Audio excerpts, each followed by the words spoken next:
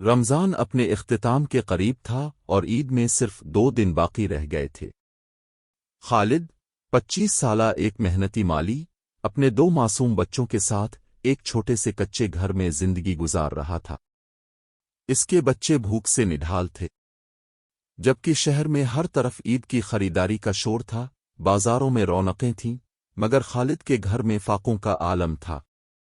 2 وقت کی روٹی بھی مشکل سے نصیب ہو رہی تھی۔ بچے معصومیت سے پوچھتے، ابو، ہمیں نئے کپڑے کب ملیں گے؟ خالد ان کے سروں پر ہاتھ پھیر کر انہیں دلاسا دیتا اور خود روزہ رکھ کر شہر کی گلیوں میں کام کی تلاش میں نکل جاتا۔ وہ ایک سادہ سا مالی تھا جو گھاس کاٹ کر اور پودوں کی دیکھ بھال کر کے اپنا گزارا کرتا تھا۔ ایک دن قسمت نے دروازہ کھٹکھٹایا۔ ایک بوڑھے شخص نے خالد کو بادشاہ کے باغ میں کام کرنے کی پیشکش کی۔ خالد کی آنکھوں میں امید کی چمک جاگ اٹھی۔ وہ خوشی خوشی اس کام کے لیے تیار ہو گیا تاکہ اپنے بچوں کے لیے عید پر نئے کپڑے خرید سکے، مگر اسے کیا معلوم تھا کہ یہی کام اس کی زندگی کا رخ بدل دے گا۔ کام کے دوران غلطی سے اس کے ہاتھوں باغ کے کچھ قیمتی پھول کٹ گئے، اور وہ پھول بادشاہ کی بیٹی شہزادی کے سب سے پسندیدہ تھے۔ جب شہزادی کو اس بات کا علم ہوا تو اس کا غرور آسمان کو چھونے لگا۔ وہ غصے سے بھر اٹھی اور بغیر کچھ سوچے سمجھے خالد کو نقصان پہنچانے کے جرم میں قید خانے میں ڈالنے کا حکم دے دیا۔ ادھر خالد کے معصوم بچے گھر پر اپنے باپ کا انتظار کر رہے تھے، اور ادھر خالد اندھیری کوٹری میں بے گناہی کی سزا کاٹ رہا تھا۔ اب سوال یہ تھا، کیا خالد اپنے بچوں تک واپس پہنچ پائے گا؟ اور کیا وہ اس قید سے کبھی آزاد ہو سکے گا؟ یہ جاننے کے لیے اس کہانی کو آخر تک ضرور دیکھیں۔ رمضان المبارک کا تیسرا عشرہ شروع ہو چکا تھا، جو جہنم سے نجات کا عشرہ کہلاتا ہے۔ آسمان پر شام کا سورج ڈھل رہا تھا، اور فضا میں ایک عجیب سی خاموشی چھائی ہوئی تھی۔ شہر کے سب سے پسماندہ علاقے کی ایک تنگ گلی میں، جہاں نالیوں کا پانی راستہ روکتا تھا اور گھر ایک دوسرے کے سہارے کھڑے تھے، وہیں سے اس کہانی کا اصل سفر شروع ہوتا ہے۔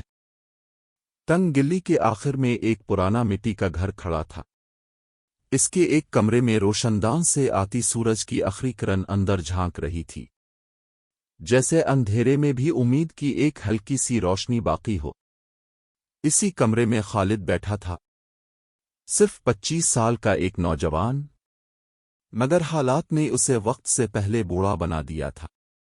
وہ زمین پر بیٹھا اپنی پرانی کدال صاف کر رہا تھا۔ اس کا رنگ دھوپ میں مسلسل کام کرنے کی وجہ سے سانولا پڑ چکا تھا، مگر اس کی آنکھوں میں ایک عجیب سی چمک تھی، وہ چمک جو صرف ان لوگوں میں ہوتی ہے جو ہر حال میں اللہ کی رضا پر راضی رہتے ہیں۔ اچانک ایک معصوم سی آواز گونجی، ابو، بھوک لگی ہے؟ خالد نے سر اٹھا کر دیکھا۔ اس کی 5 سالہ بیٹی زینب اپنے 2 سالہ چھوٹے بھائی عمر کا ہاتھ پکڑے کھڑی تھی۔ عمر کا چہرہ مٹی سے بھرا ہوا تھا، اور اس کی آنکھوں میں نیند اور بھوک دونوں جھلک رہے تھے۔ یہ منظر دیکھ کر خالد کا دل ایک لمحے کے لیے ڈوب گیا۔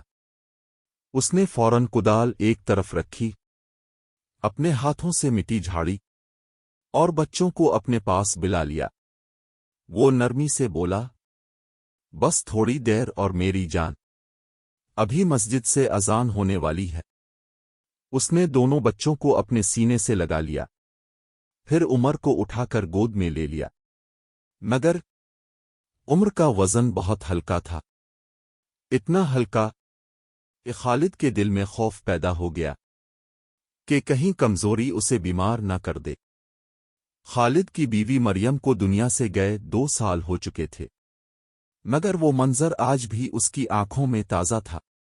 عمر کی پیدائش کا دن، مریم نے اپنے ننھے بیٹے کے ہاتھ چومے ہی تھے کہ اچانک اس کی سانسیں اکھڑنے لگیں۔ خالد کے پاس ہسپتال لے جانے کے لیے پیسے نہیں تھے۔ وہ ادھر ادھر بھاگا، لوگوں سے مدد مانگی، مگر جب تک اس نے کسی طرح سواری کا انتظام کیا، مریم صرف ایک لفظ کہہ کر خاموش ہو گئی تھی، اللہ! وہ لمحہ خالد کی زندگی کا سب سے بڑا زخم بن گیا۔ لوگ اکثر اسے مشورہ دیتے، خالد، تم ابھی جوان ہو، 2 بچوں کا بوجھ اکیلے کیسے اٹھاؤ گے؟ دوسری شادی کر لو۔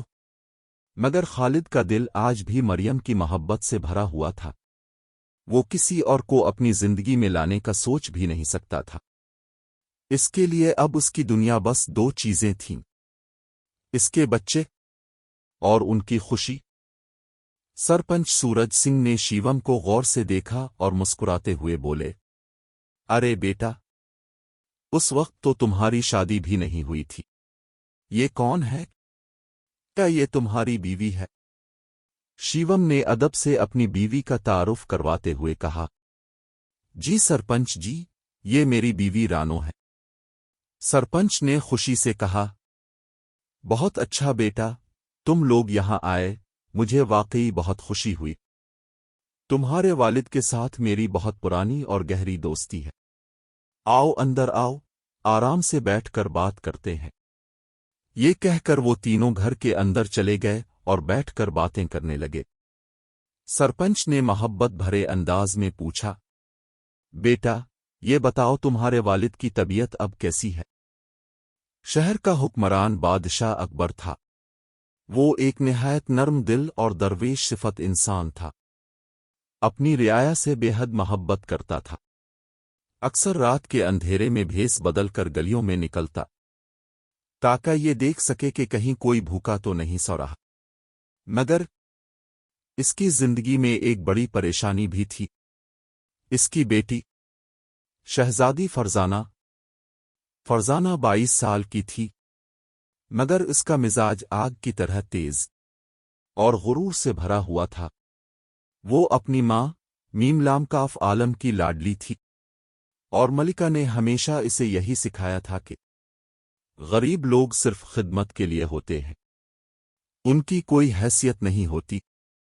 ایک دن فرزانہ نے اپنے قیمتی لباس کو ناپسندیدگی سے دیکھا اور غصے میں ایک طرف پھینک دیا۔ وہ بولی، امی، مجھے یہ لباس بالکل پسند نہیں آیا، اس کا ریشم بہت سخت ہے۔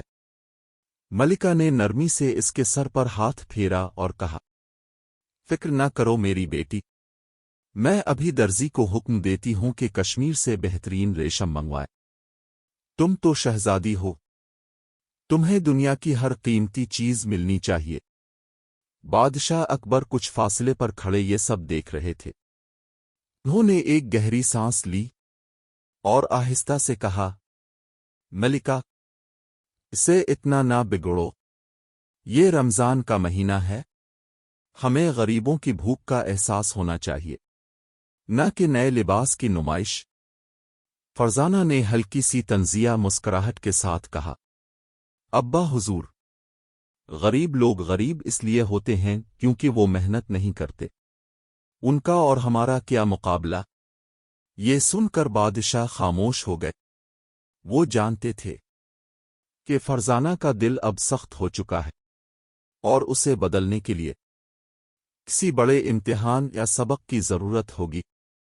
عید قریب آ رہی تھی۔ بادشاہ نے فیصلہ کیا کہ محل کے باغ کی حالت بہتر کی جائے۔ انہوں نے اپنے سب سے پرانے اور عقلمند وزیر کو بلایا۔ انہیں اندازہ نہیں تھا کہ یہی فیصلہ جلد کئی زندگیوں کا رخ بدلنے والا ہے۔ خالد خوشی سے جھوم اٹھا، جیسے برسوں بعد اس کی دعا قبول ہو گئی ہو۔ وہ جلدی جلدی گھر پہنچا اور بچوں کو آواز دی، زینب، عمر، اللہ نے ہماری سن لی، ابو کو محل میں کام مل گیا ہے۔ بچوں کے چہروں پر بھی ہلکی سی خوشی آ گئی، جیسے امید کی ایک نئی کرن ان کی زندگی میں داخل ہو گئی ہو۔ اگلی صبح رمضان کی ایک ٹھنڈی اور پرسکون صبح تھی۔ پرندے ابھی درختوں پر چہچہانا شروع ہی ہوئے تھے۔ خالد نے فجر کی نماز ادا کی اور بچوں کے لیے تھوڑا سا پانی اور پچھلی رات کی بچی ہوئی آدھی روٹی رکھ دی۔ وہ انہیں سوتا ہوا چھوڑ کر خاموشی سے نکل پڑا۔ اس کا دل زور زور سے دھڑک رہا تھا۔ مگر یہ خوف نہیں تھا، یہ امید تھی، شاید آج اس کی غربت ختم ہونے والی ہے۔ جب وہ محل کے عظیم و شان دروازے پر پہنچا تو وہاں کی چمک دمک دیکھ کر اس کی آنکھیں کھلی کی کھلی رہ گئیں۔ اونچے دروازے جن پر سنہری نقش و نگار بنے ہوئے تھے، اور مضبوط پہرے دار جن کی نظریں ہر آنے والے کو پرکھ رہی تھیں۔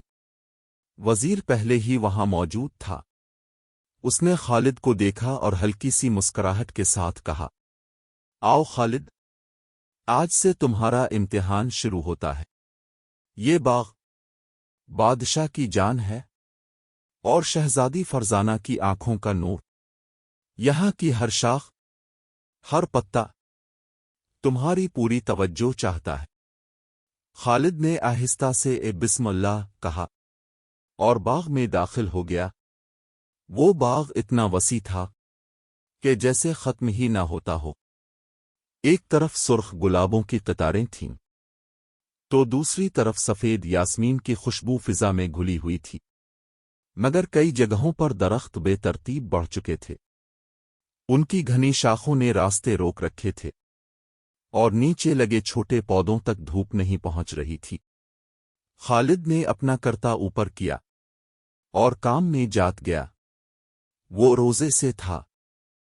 سورج آہستہ آہستہ اوپر چڑھ رہا تھا، مگر اس کے ہاتھوں میں ایک عجیب سی تیزی اور مہارت تھی۔ وہ فالتو شاخیں کاٹ رہا تھا تاکہ نئی کونپلیں نکل سکیں۔ اسی دوران اس کی نظر ایک کونے پر پڑی جہاں کچھ جھاڑیاں بہت بے ترتیب ہو چکی تھیں۔ خالد نے اپنی قینچی اٹھائی اور انہیں خوبصورتی سے تراشنا شروع کیا۔ اسے کیا خبر تھی کہ یہی لمحہ اس کی زندگی کا سب سے بڑا موڑ بننے والا ہے۔ اسی وقت محل کے ایک جھروکے سے کوئی اسے دیکھ رہا تھا۔ اچانک محل کے جھروکے کا پردہ ہٹا۔ شہزادی فرزانہ، جو ابھی ابھی نیند سے اٹھی تھی، اپنے ہاتھ میں سونے کا کنگن پہن رہی تھی کہ اس کی نظر باغ پر پڑی۔ اس نے دیکھا ایک سادہ کپڑوں میں ملبوس شخص اس کے پسندیدہ کونے میں کھڑا جھاڑیاں تراش رہا ہے۔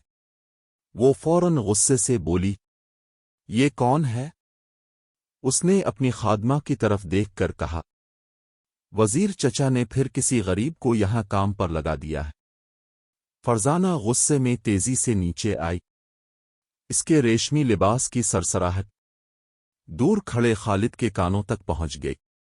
خالد فوراً رک گیا اور ادب سے سر جھکا کر ایک طرف کھڑا ہو گیا۔ رکو! فرزانہ کی آواز بجلی کی طرح گونجی۔ تمہیں کس نے اجازت دی کہ تم میری لگائی ہوئی ان جھاڑیوں کو ہاتھ لگاؤ؟ کیا تم جانتے بھی ہو یہ پودے کہاں سے آئے ہیں؟ خالد نے نظریں جھکائے ہوئے نرمی سے جواب دیا، شہزادی، میں معذرت چاہتا ہوں، مگر یہ شاخیں سوکھ رہی تھیں۔ اگر انہیں نہ کاٹا جاتا تو یہ پورے پودے کو نقصان پہنچاتی۔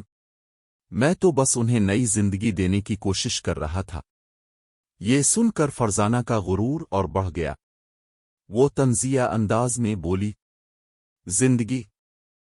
تم جیسے لوگ جو مٹی میں پلتے ہیں وہ ہمیں زندگی سکھائیں گے؟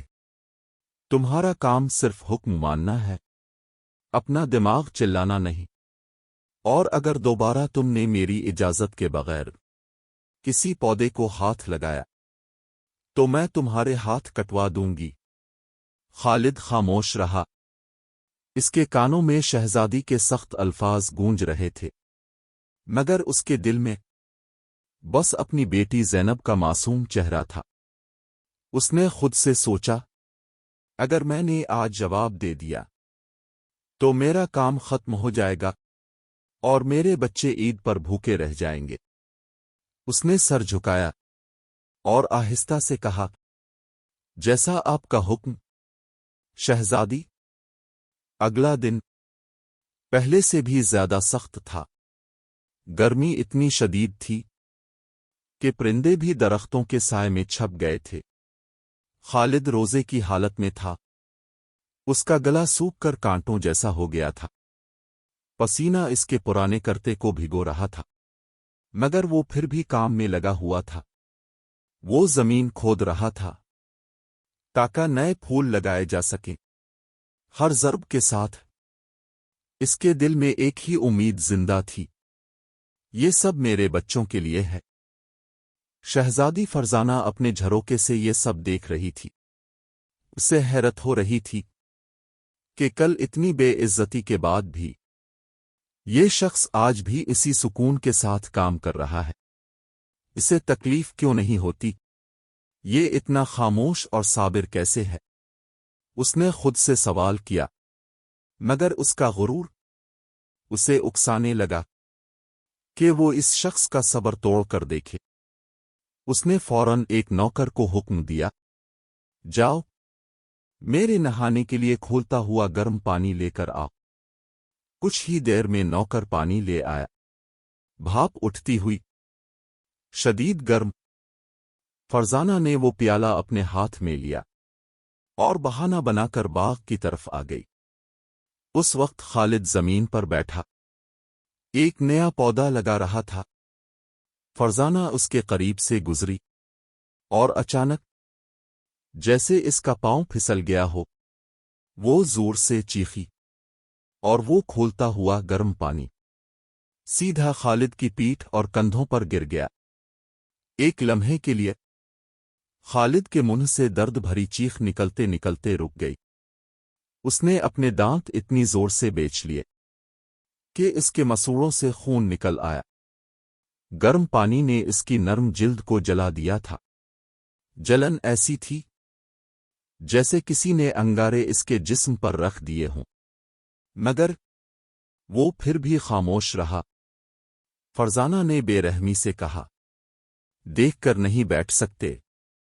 میرا قیمتی پیالہ بھی گرنے والا تھا، جاؤ اسے صاف کرو۔ خالد کی آنکھوں میں آنسو آ گئے، درد سے اور جلنے کی شدت سے، مگر اس نے ایک لفظ بھی شکایت کا نہ کیا۔ وہ آہستہ سے اٹھا اور باغ کے حوض کی طرف چل پڑا۔ اس نے ٹھنڈا پانی اپنے جسم پر ڈالا، مگر جلن کم ہونے کا نام نہیں لے رہی تھی۔ ایک لمحے کے لیے اس کے دل میں خیال آیا، کاش میں تھوڑا سا پانی پی لوں، شاید اندر کی آگ ٹھنڈی ہو جائے۔ مگر اگلے ہی لمحے اسے یاد آیا وہ روزے سے ہے۔ اس نے خود سے کہا، نہیں، میرا اللہ مجھے دیکھ رہا ہے، اگر یہ تکلیف میرے گناہوں کا کفارہ ہے تو میں اسے صبر کے ساتھ برداشت کروں گا۔ اس کی آنکھوں سے آنسو بہہ رہے تھے، مگر اس کے دل میں ایک عجیب سی مضبوطی تھی، ایمان کی مضبوطی، اور شاید یہی صبر جلد ایک معجزہ بننے والا تھا۔ خالد نے دل ہی دل میں کہا، اگر یہ تکلیف میرے گناہوں کی سزا ہے تو میں اسے خوشی سے قبول کرتا ہوں۔ یہ سب منظر وزیر دور کھڑا دیکھ رہا تھا۔ وہ فوراً آگے بڑھا اور شہزادی سے بولا، شہزادی، آپ نے یہ کیا کیا؟ وہ بیچارہ مزدور ہے، روزے سے ہے، اتنا ظلم تو اللہ بھی پسند نہیں کرتا۔ فرزانہ نے بے رخی سے اپنا چہرہ موڑ لیا اور سرد لہجے میں بولی، وزیر چچا، آپ ہمیشہ ان غریبوں کی طرفداری کرتے ہیں، ان کا دل پتھر ہوتا ہے، انہیں کچھ محسوس نہیں ہوتا۔ مگر اسی لمحے اس کی نظر دوبارہ خالد پر پڑی۔ وہ دوبارہ اپنے کام میں لگا ہوا تھا، حالانکہ اس کی پیٹھ پر چھالے پڑ چکے تھے اور زخم تازہ تھے۔ یہ منظر فرزانہ کے دل میں ایک عجیب سی چبھن پیدا کر گیا، ایسی چبھن جو اس نے پہلے کبھی محسوس نہیں کی تھی۔ شام ہو چکی تھی، افطار کا وقت قریب تھا۔ بادشاہ نے خالد کو اس دن کی مزدوری کے چند سکے دیے۔ خالد نے وہ سکے اپنی مٹھی میں مضبوطی سے پکڑے اور شکر ادا کرتے ہوئے محل سے باہر نکل گیا۔ راستے میں اس نے ایک چھوٹی سی دکان سے تھوڑا سا آٹا خریدا، 2 کھجوریں لیں اور اپنے بچوں کے لیے ایک چھوٹا سا کھلونا بھی۔ دوسری طرف فرزانہ کے دل میں اب تجسس جاگ چکا تھا۔ اس نے اپنے ایک وفادار نوکر کو بلایا اور کہا، ہم اس مالی کا پیچھا کریں گے، میں دیکھنا چاہتی ہوں یہ اتنا صبر کہاں سے لاتا ہے۔ فرزانہ نے اپنا قیمتی لباس ایک پرانی چادر سے چھپا لیا اور نقاب پہن لیا، پھر وہ خاموشی سے خالد کے پیچھے چل پڑی۔ وہ شہر کی روشن گلیوں سے گزری جہاں عید کی تیاریوں کی چہل پہل تھی، اور پھر ایک اندھیری بستی میں پہنچ گئی جہاں غربت نے ڈیرا ڈال رکھا تھا۔ خالد ایک پرانی سی جھونپڑی کے سامنے رکا جس کا دروازہ ٹوٹنے کے قریب تھا۔ وہ اندر داخل ہوا اور فرزانہ دروازے کی دراڑ سے جھانکنے لگی۔ اندر کا منظر دیکھ کر فرزانہ کا دل کانپ اٹھا۔ وہاں نہ کوئی قالین تھا، نہ کوئی سجاوٹ، صرف مٹی کا فرش اور سادگی سے بھرا ایک کمرہ۔ اسی وقت زینب ڈرتی ہوئی اپنے باپ کے پاس آئی اور بولی، ابو، آپ اتنی دیر سے کیوں آئے؟ یہ وہ لمحہ تھا جو فرزانہ کی زندگی بدلنے والا تھا۔ ابو، آپ اتنی دیر سے کیوں آئے؟ اور یہ آپ کے کپڑوں پر سرخ نشان کیسے ہیں؟ زینب کی معصوم آواز سن کر خالد نے اپنے درد کو چھپاتے ہوئے مسکرانے کی کوشش کی۔ اس نے زینب کو گود میں اٹھایا اور نرمی سے کہا، بیٹی، یہ تو محل کے گلابوں کا رنگ ہے جو مجھ پر لگ گیا، تم فکر نہ کرو۔ پھر اس نے تھیلی کھولی اور کہا، دیکھو میں تمہارے لیے کیا لایا ہوں۔ آٹا دیکھتے ہی زینب خوشی سے جھوم اٹھی۔ ابو، آج ہم گرم روٹی کھائیں گے، عمر کو بہت بھوک لگی ہے۔ خالد نے عمر کو اٹھایا، اس کے گال چومے اور اسے اپنے سینے سے لگا لیا۔ پھر اس نے وضو کیا اور مغرب کی نماز کے لیے کھڑا ہو گیا۔ باہر فرزانہ خاموشی سے یہ سب دیکھ رہی تھی۔ اس نے دیکھا خالد سجدے میں گرا ہوا ہے اور رو رہا ہے۔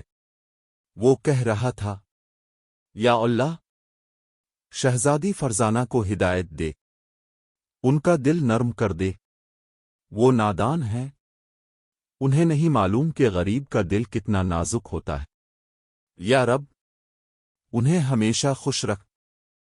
یہ الفاظ سن کر فرزانہ کے قدموں تلے زمین نکل گئی۔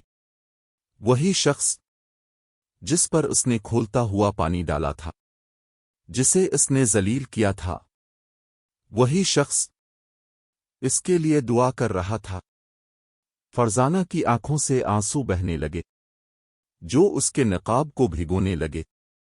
وہ فوراً وہاں سے پلٹی اور بھاگتی ہوئی محل کی طرف لوٹ گئی، مگر آج اس کا غرور راستے میں کہیں ٹوٹ چکا تھا۔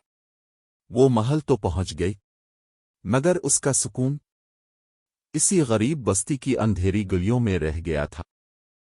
اس نے اپنے نرم ریشمی بستر پر لیٹنے کی کوشش کی، مگر اسے بار بار وہی منظر یاد آ رہا تھا، مٹی کا فرش، بھوک سے بے حال بچے، اور ایک باپ جو درد میں ہونے کے باوجود شکر کر رہا تھا۔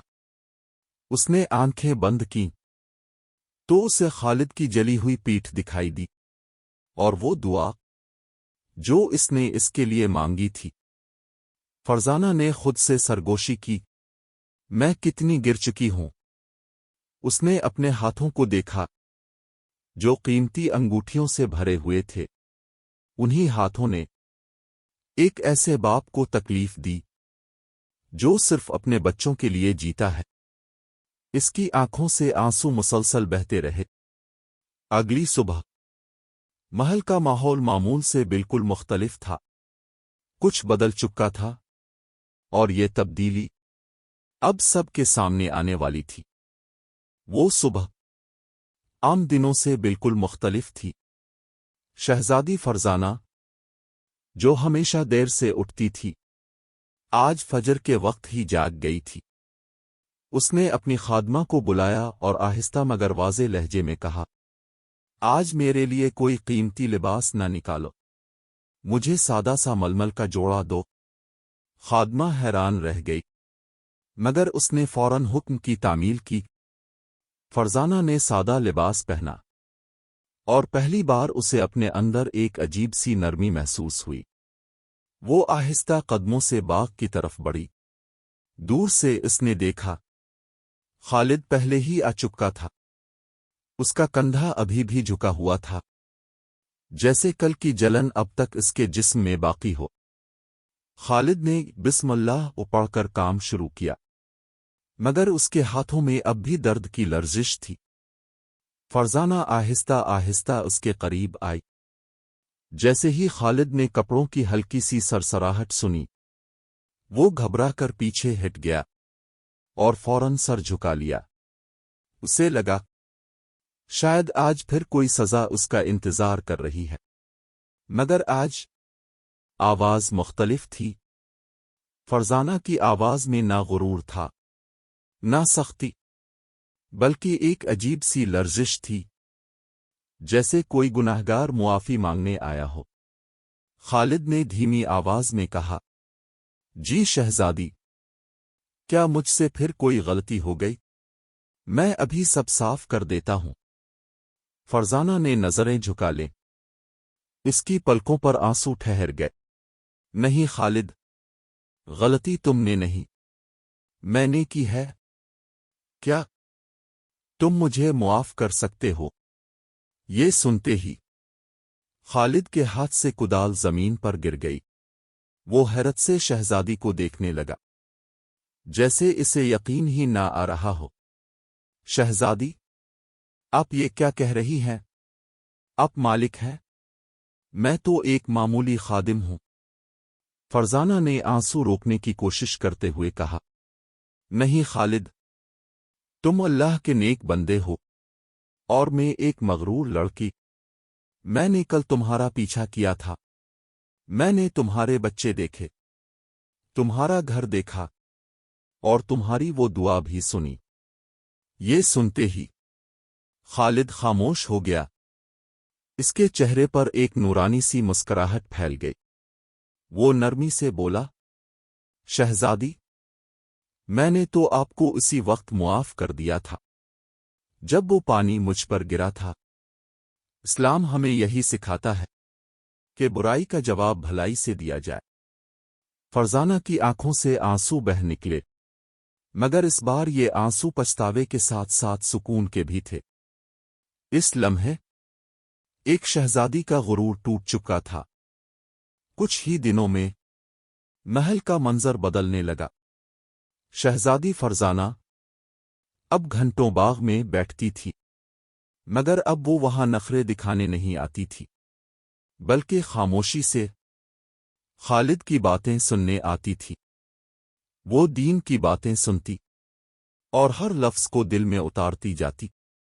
خالد اسے بتاتا کیسے اللہ کے نبی نے ہمیشہ غریبوں کے ساتھ حسن سلوک کیا، کیسے صبر کرنے والوں کے لیے جنت میں بلند مقام ہے۔ فرزانہ خاموشی سے سنتی رہتی، جیسے ہر بات اس کے دل کے زخموں پر مرہم رکھ رہی ہو۔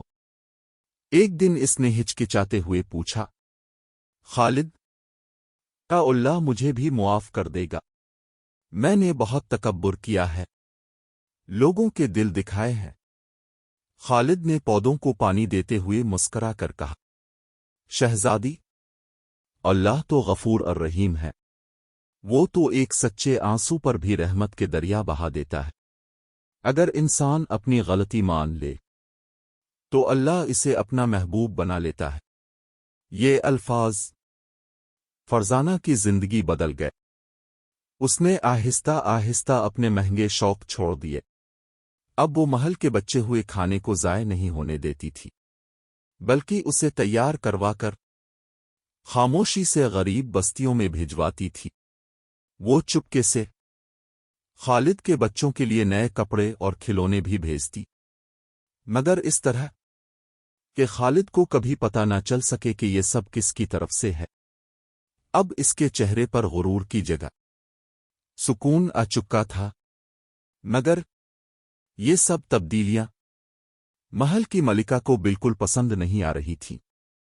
وہ دیکھ رہی تھی کہ اس کی بیٹی، جو کبھی غرور کی علامت تھی، اب بدل رہی ہے، اور یہ تبدیلی ایک غریب مالی کی صحبت میں آ رہی ہے۔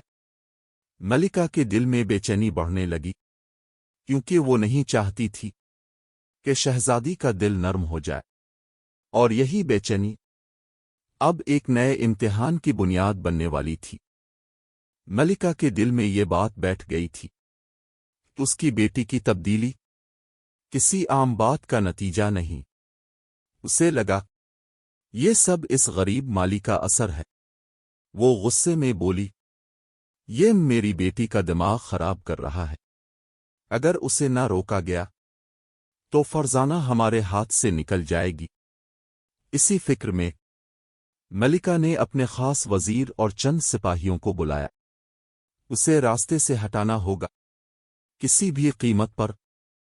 ادھر رمضان کا آخری جمعہ آ چکا تھا۔ خالد کے چہرے پر آج ایک خاص خوشی تھی۔ اس نے اپنی محنت سے اتنے پیسے جمع کر لیے تھے کہ وہ اپنے بچوں کے لیے عید کی مٹھائی لے سکے۔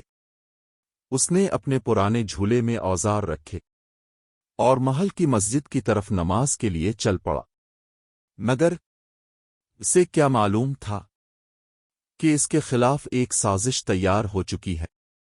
ملکہ کی ایک خاص خادمہ خاموشی سے آئی اور اس نے چپکے سے خالد کے جھولے میں ہیروں کا ایک قیمتی ہار رکھ دیا۔ یہ وہی ہار تھا جو بادشاہ نے ملکہ کو تحفے میں دیا تھا۔ نماز کے بعد جب خالد واپس آیا، اچانک شاہی سپاہیوں نے اسے گھیر لیا۔ رک جاؤ، ایک سپاہی دھاڑا، ملکہ کا قیمتی ہار گم ہو گیا ہے، اور ہمیں شک ہے کہ وہ تمہارے پاس ہے۔ خالد کے چہرے کا رنگ اڑ گیا۔ نہیں حضور، میں ایسا سوچ بھی نہیں سکتا، میں روزے سے ہوں، میں چوری کیوں کروں گا؟ مگر کسی نے اس کی ایک نہ سنی۔ ایک سپاہی نے اس کا جھولا جھٹکے سے کھولا، اور وہ چمکتا ہوا ہار زمین پر گر پڑا۔ ہر طرف خاموشی چھا گئی، سب کی نظریں خالد پر جم گئیں۔ دور کھڑی فرزانہ یہ منظر دیکھ رہی تھی، اس کا دل ڈوب گیا۔ سے یقین تھا کہ خالد بے قصور ہے، مگر ثبوت اس کے خلاف تھا۔ اسے زنجیروں میں جکڑ دو۔ سپاہیوں نے فوراً خالد کو پکڑ لیا، اسے گھسیٹتے ہوئے دربار میں لے جایا گیا۔ خالد کی آنکھوں میں آنسو تھے، مگر اس کی زبان پر صرف ایک ہی ذکر تھا، یا اللہ۔ وہ جانتا تھا یہ اس کے صبر کا سب سے بڑا امتحان ہے۔ آخرکار اسے قید خانے کی اندھیری کوٹری میں ڈال دیا گیا۔ ادھر زینب اور عمر گھر پر اپنے باپ کا انتظار کر رہے تھے۔ انہیں کیا معلوم تھا کہ ان کی خوشیوں کا سہارا ایک جھوٹی سازش کا شکار ہو چکا ہے، اور اب کہانی ایک نئے موڑ پر پہنچ چکی تھی، جہاں سچ اور ظلم کا ٹکراؤ ہونے والا تھا۔ ادھر زینب اور عمر اپنے چھوٹے سے گھر میں بیٹھے تھے۔ ابو کب آئیں گے اور ہم افطاری کب کریں گے؟ ان معصوم آنکھوں کو کیا معلوم تھا کہ ان کا باپ محل کی ایک اندھیری کوٹری میں بے گناہ قید ہے۔ محل میں شہزادی فرزانہ بے چین تھی، اس کا ضمیر اسے جھنجھوڑ رہا تھا۔ ایک آواز بار بار اس کے دل میں گونج رہی تھی، اگر آج تم خاموش رہی تو ایک معصوم خاندان برباد ہو جائے گا۔ آخرکار اس نے ہمت کی۔ وہ تیزی سے اپنے والد بادشاہ اکبر کے پاس پہنچی۔ بادشاہ غصے میں تھے۔ انہوں نے کہا، دیکھ لیا تم نے، جس مالی کی تم تعریف کرتی تھی وہ چور نکلا۔ فرزانہ نے گہری سانس لی اور مضبوط لہجے میں کہا، نہیں ابوا حضور، وہ چور نہیں ہے، وہ تو اتنا امیر ہے کہ اس کے پاس صبر کا خزانہ ہے۔ یہ سب ایک سازش ہے۔ پھر اس نے ساری حقیقت بیان کی، کیسے اس نے خالد کو آزمایا، کیسے خالد نے اسے معاف کر دیا، اور کیسے اس نے اس کے گھر کی غربت اور اس کے بچوں کی حالت اپنی آنکھوں سے دیکھی۔ ابوا حضور، جو شخص خود بھوکا رہ کر بھی دوسروں کے لیے دعا کرے وہ چوری نہیں کر سکتا۔ یہ سب امی جان کی سازش ہے۔ یہ سن کر بادشاہ اکبر حیران رہ گئے۔ فوراً تحقیق کا حکم دیا گیا۔ جب خادمہ سے سختی سے پوچھا گیا تو وہ رو پڑی اور سچ اگا دیا۔ یہ سب ملکہ کے حکم پر ہوا تھا۔ یہ سن کر بادشاہ کا سر شرم سے جھک گیا۔ انہوں نے فوراً حکم دیا، خالد کو دربار میں پیش کیا جائے۔ جب خالد کو لایا گیا تو حیرت کی بات یہ تھی کہ اس کے چہرے پر نہ غصہ تھا نہ شکایت، بلکہ وہ پہلے کی طرح ہی پرسکون تھا۔ بادشاہ خود تخت سے نیچے اترے اور خالد کے قریب آ گئے۔ انہوں نے کہا، خالد، مجھے معاف کر دو، ہم نے تمہارے ساتھ ظلم کیا، تم بے گناہ ثابت ہو چکے ہو۔ پھر انہوں نے وزیر کو حکم دیا، اس مخلص مالی کو سونے کے سکوں سے تول دیا جائے۔ مگر خالد نے عاجزی سے سر جھکا کر کہا، حضور، مجھے سونا نہیں چاہیے، مجھے صرف میری مزدوری دے دیں تاکہ میں اپنے بچوں کے پاس جا سکوں، وہ میرا انتظار کر رہے ہوں گے۔ یہ سن کر پورا دربار خاموش ہو گیا۔ یہ وہ لمحہ تھا جہاں ایک غریب انسان اپنی عظمت سے سب پر بھاری پڑ گیا۔ فرزانہ یہ سب دیکھ رہی تھی۔ اس کی آنکھوں میں آنسو تھے، مگر اس کے دل میں سکون تھا، کیونکہ آج سچ جیت چکا تھا اور ایک باپ اپنے بچوں کی طرف لوٹنے والا تھا۔ شہزادی فرزانہ نے مضبوط لہجے میں کہا، ابوا حضور، میں نے فیصلہ کر لیا ہے، مجھے ایسا ہم سفر چاہیے جو مجھے دنیا سے نہیں اللہ سے جوڑے۔ اگر آپ اجازت دیں تو میں خالد کی زندگی کا حصہ بننا چاہتی ہوں۔ یہ سنتے ہی پورے دربار میں سناٹا چھا گیا۔ ملکہ نے غصے سے چیخ کر کہا، ہرگز نہیں، ایک شہزادی اور ایک معمولی مالک، لوگ کیا کہیں گے؟ فرزانہ نے نہایت ادب سے جواب دیا، امی جان، لوگ وہی کہتے ہیں جو ہم انہیں دکھاتے ہیں۔ اگر انسان کی اصل پہچان دیکھی جائے تو خالد سے بہتر کوئی نہیں۔ اسی نے مجھے غرور سے نکال کر ایک انسان بنایا ہے۔ بادشاہ اکبر کچھ دیر خاموش رہے، پھر ہلکی سی مسکراہٹ کے ساتھ بولے، خالد، کیا تم میری بیٹی کا ہاتھ تھامو گے؟ کیا تم اسے اپنے سادہ گھر میں وہ سکون دے سکو گے جو اسے اس محل میں بھی نہ مل سکا؟ خالد ایک لمحے کے لیے حیران رہ گیا۔ اس نے فرزانہ کی طرف دیکھا جہاں اب غرور نہیں بلکہ عزت، خلوص اور محبت تھی۔ اس نے عاجزی سے کہا، حضور، اگر یہ اللہ کی رضا ہے تو مجھے سر آنکھوں پر منظور ہے۔ جب بادشاہ نے اس رشتے کا اعلان کیا تو پورے شہر میں جیسے ہلچل مچ گئی، گلیوں میں باتیں ہونے لگیں۔ کیا بادشاہ کا فیصلہ درست ہے؟ ایک شہزادی اور ایک مالی، یہ کیسا ملاپ ہے؟ مگر محل کے اندر کی دنیا بدل چکی تھی۔ فرزانہ نے صاف کہہ دیا، مجھے شان و شوکت نہیں چاہیے، میں چاہتی ہوں ہمارا نکاح اتنا سادہ ہو کہ دنیا کو پتہ چلے اسلام میں عزت دولت سے نہیں، تقوی سے ہوتی ہے۔ عید سے ایک دن پہلے محل کو سادہ مگر خوبصورت انداز میں سجایا گیا۔ ہر طرف ہریالی تھی، پھولوں کی خوشبو پھیلی ہوئی تھی، اور وہی باغ جہاں کبھی غرور تھا آج محبت کی مثال بن چکا تھا۔ خالد نے خود اپنے ہاتھوں سے ان پودوں کو سنوارا تھا جو کبھی فرزانہ کے بچپن کی یادیں تھے۔ آج وہی پودے نکاح کے سائے کی طرح کھڑے تھے۔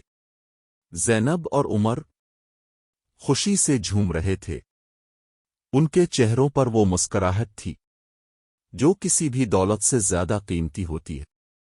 نکاح سادگی سے ہوا، مگر اس کی خوبصورتی دلوں میں اتر گئی۔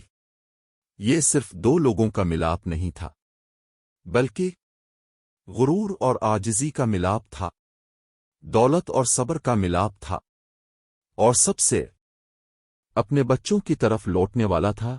شہزادی فرزانہ نے مضبوط لہجے میں کہا، ابوا حضور، میں نے فیصلہ کر لیا ہے، مجھے ایسا ہم سفر چاہیے جو مجھے دنیا سے نہیں اللہ سے جوڑے۔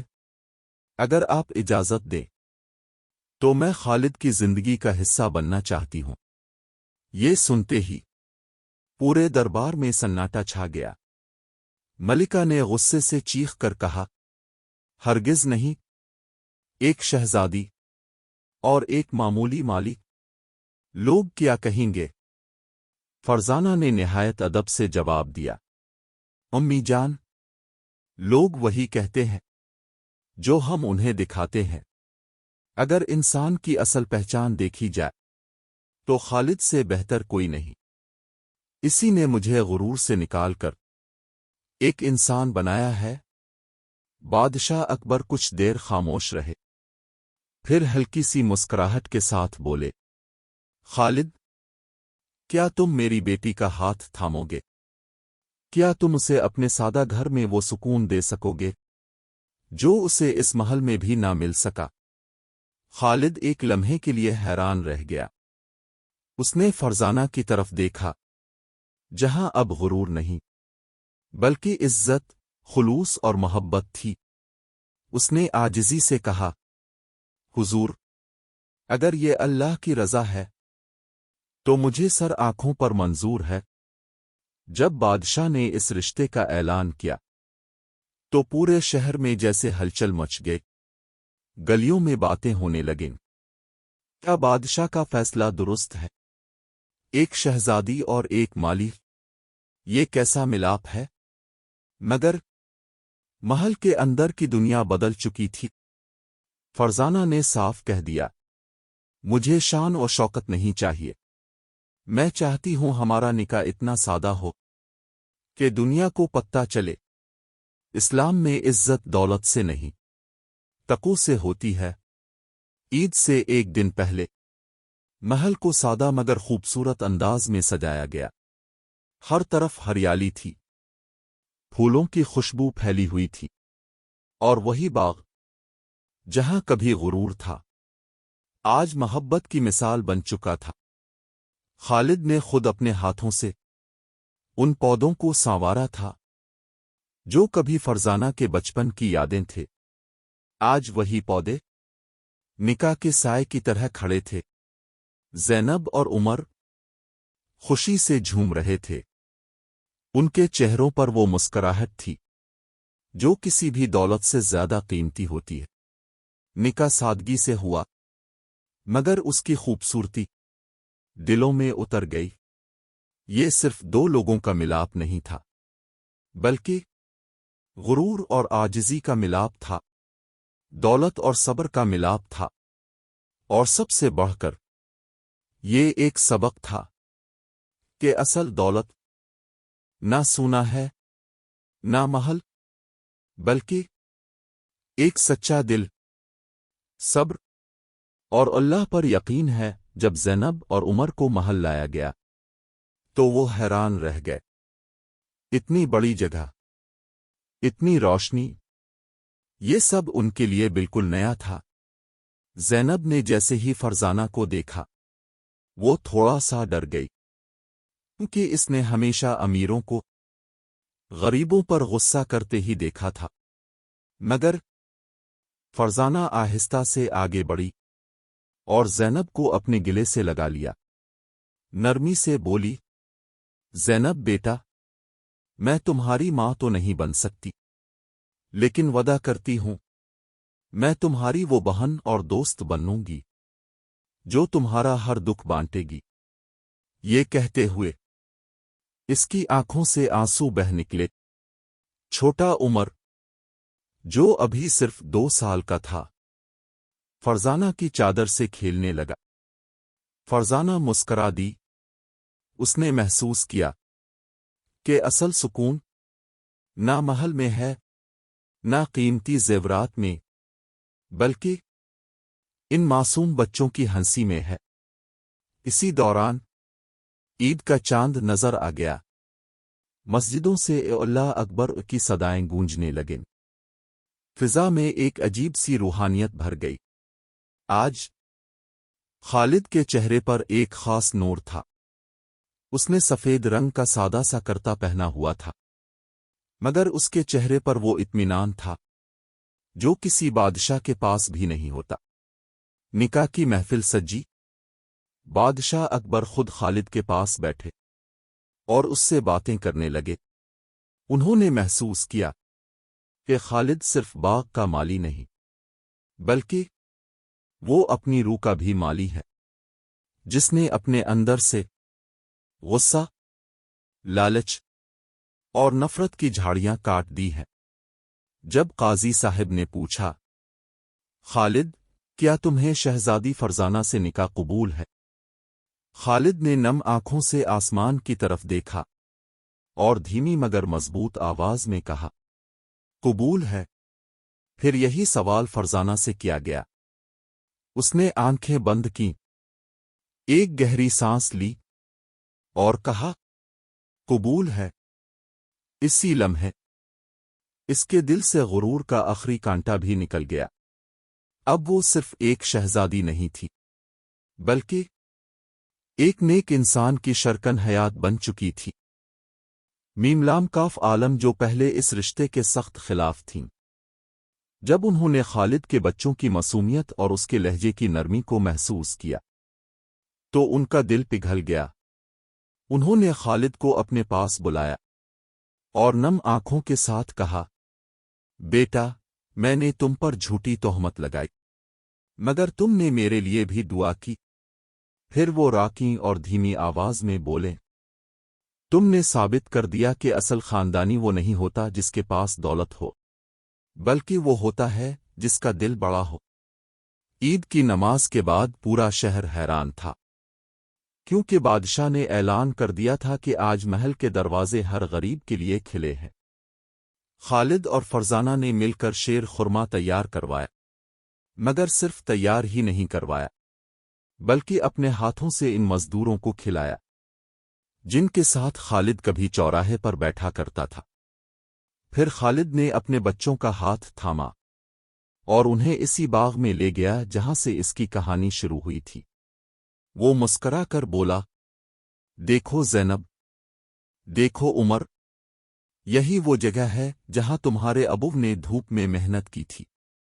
پھر اس نے نرمی سے کہا، یاد رکھنا، محنت کا پھل ہمیشہ میٹھا ہوتا ہے، اور اللہ صبر کرنے والوں کو کبھی اکیلا نہیں چھوڑتا۔ زینب نے معصوم مسکراہٹ کے ساتھ پوچھا، ابو، کیا اب ہماری نئی امو ہمیشہ ہمارے ساتھ رہیں گی؟